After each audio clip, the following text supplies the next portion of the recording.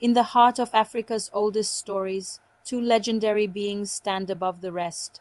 One rules the waters with beauty, danger, and irresistible power. The other spins webs of wisdom, mischief, and survival. They are feared, they are loved, they are unforgettable. This is the story of Mami Wata, the spirit of the deep waters, and Anansi, the trickster spider who outsmarted gods. Welcome to Blacklight TV, where we shine a light on the stories hidden in the shadows. Before we meet these two legends, we must understand the world they come from. African folklore is not just entertainment, it is a living archive, a record of beliefs, warnings, hopes, and lessons passed down through generations. These stories traveled through villages, across deserts, over oceans, and into the diaspora. They survived slavery, colonization, and time itself, and among thousands of tales, two figures became giants, one from the waters, one from the webs. Across West, Central, and Southern Africa, the name Mami Wata echoes like a whisper carried by the tide. She is a goddess, a spirit, a protector, a punisher. Her appearance is unforgettable, a woman with long flowing hair, skin that glows like moonlight, jewels that shimmer like the ocean floor, and sometimes the tail of a serpent or mermaid. But Mami Wata is more than beauty. She is power, unpredictable, seductive, and deeply respected.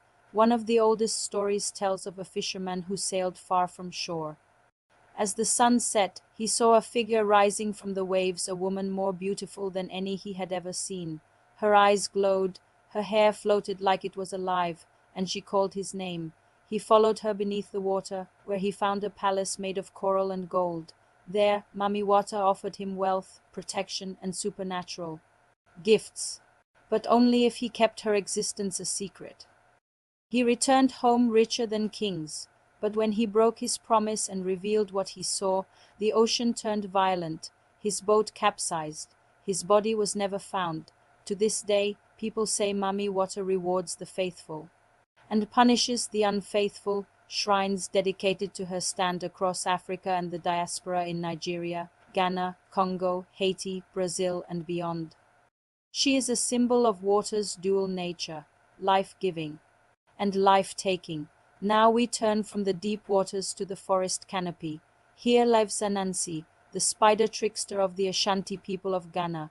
Unlike Mami Wata, Anansi does not rule with fear or beauty. He rules with brains. He is small, he is underestimated, and he loves it. Anansi is the master of stories, the king of mischief, and the symbol of survival through cleverness.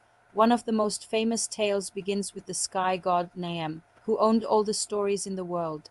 Anansi wanted them, every single one, but Naam laughed. How can a tiny spider own the world's stories? He gave Anansi three impossible tasks. 1. Capture a python. 2. Capture a leopard.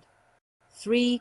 Capture a swarm of hornets. Most creatures would fail, but Anansi was not most creatures. He tricked the python into stretching itself along a stick to prove its length, then tied it up.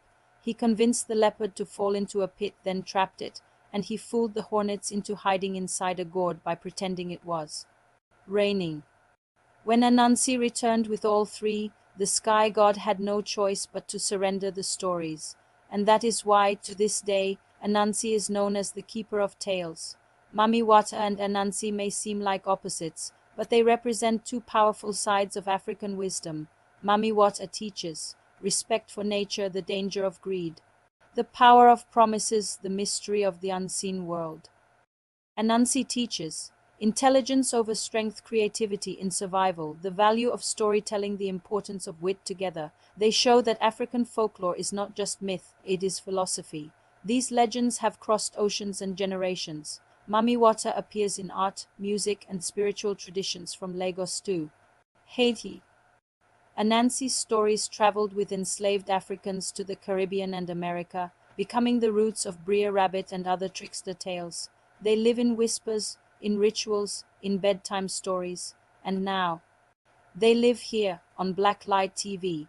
If you want more legends, myths, and hidden stories from across Africa, subscribe, share, and join us again as we shine a black light on the stories the world forgot.